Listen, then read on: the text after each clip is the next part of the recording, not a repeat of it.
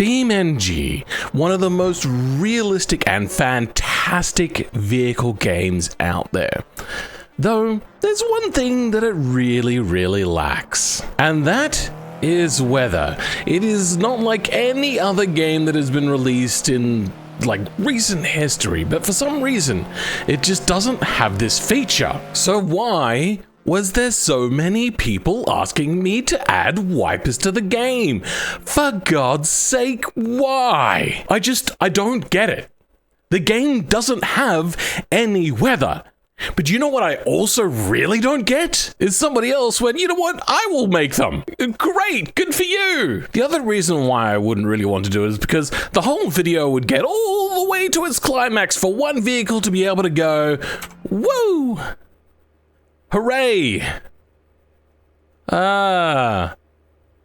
Fantastic. Now I get it. People wanted this, and I think it's a progression that would normally happen after there was weather. At the moment, all we have is like nighttime, daytime.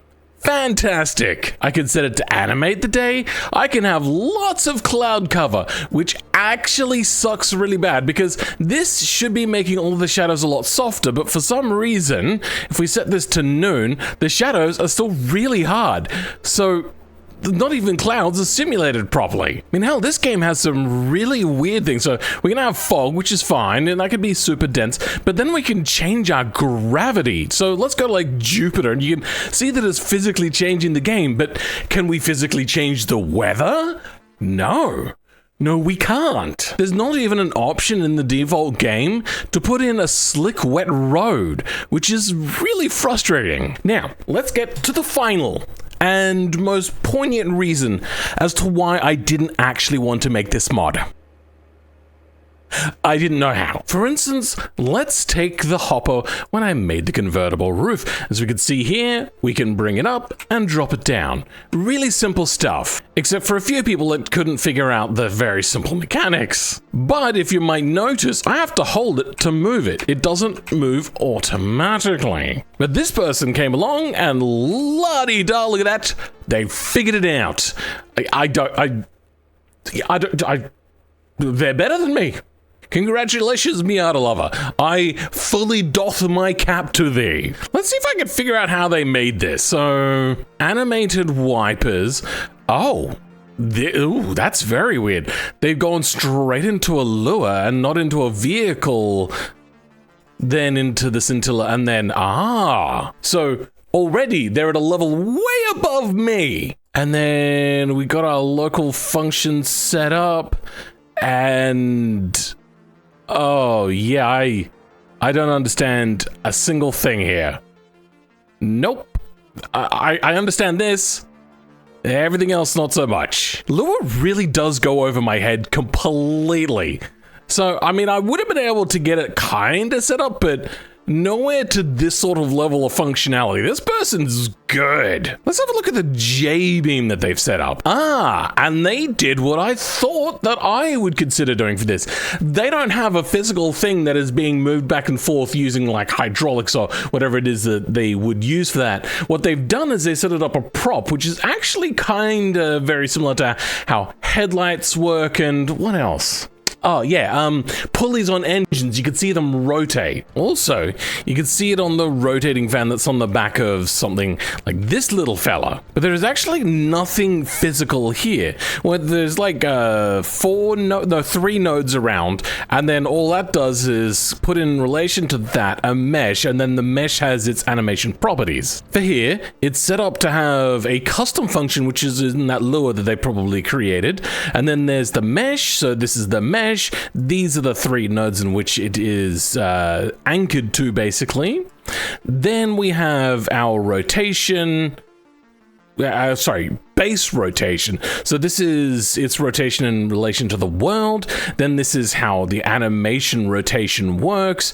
Then any sort of translation. So say instead of just rotating something, instead you would have it move like side to side. There are some windshield wipers that work like that, for instance, but you get the idea. And then we have a minimum value, a maximum value of movement, an offset amount, and then you can multiply how much it moves it's that one gets a little bit messy because sometimes it works the way you expect it to and sometimes it doesn't. So this is basically what it's going to have to be using here.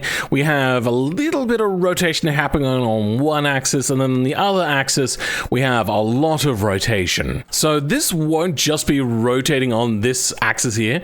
It should actually be rotating a little. Yeah, so they've got it even rotates around the windshield, which is curved, which is very common in all vehicles. One of the problems with the way of doing it like this, which is something I was concerned about, is if we slow this down to quite slow, you'll see that it really detaches, and this is something that I was hoping to overcome, where it would hold itself down to the windshield. So not perfect, and not as if there's rain on in there anyway, so it doesn't really need to actually create contact. Though driving around, you know, that feels pretty good. If only there was, you know, once again, rain.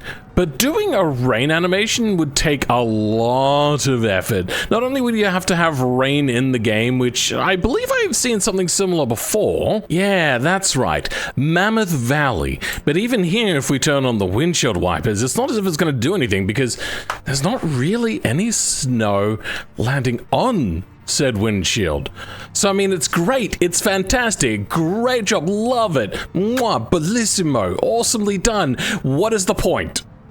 I don't get it. And why were so many people badgering me for this? Like, this would have taken me days upon days of learning. Even if the way to do it was only the way in which they showed it, I wouldn't have been able to actually even do it. But people just wanted this impossibly pointless mod that is also impossibly hard for somebody pea-brain, smooth brain like me to even be able to figure out how to do. But kudos, well done, fantastic.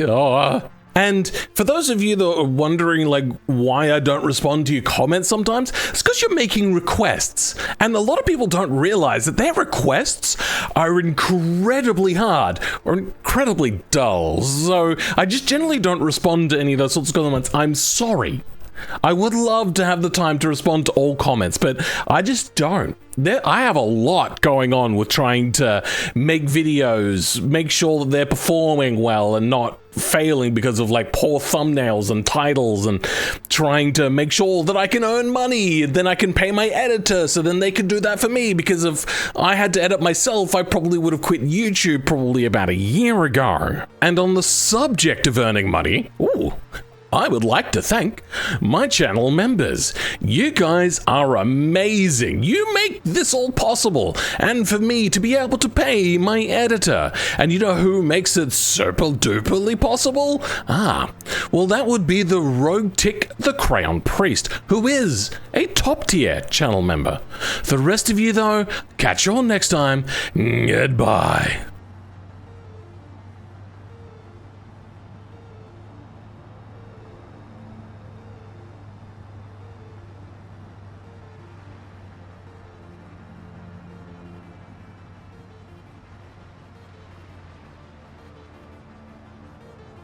Driving backwards is hard.